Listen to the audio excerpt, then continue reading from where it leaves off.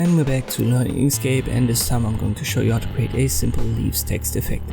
Got another filter for that, but let us first create a text with the type tool, and I'll size that up holding Ctrl and Shift.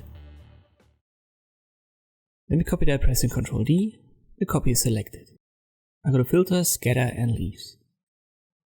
And as we have a copy, we can select it and move it around, and that way the filter is reapplied. So you can use that to adjust it. It's a one-click effect. Another way to adjust it is to just press Ctrl D and create copies that overlay each other. If you want to adjust it further, you can add all of the filters, but the Sharpen More on Image Effects makes it a little bit darker. In the film grain, it makes it a little bit lighter.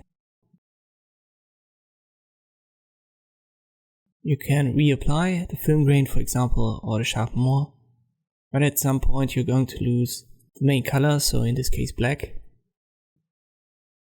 So you don't want to overdo it, as it also adds the film grain on top of the leaves. So be careful here, but you can add it once, maybe twice. Same goes for the Sharpen More. And this is how you can create this simple leaves text effect in Inkscape. I hope this video is helpful, thanks for watching, and I'll see you next time.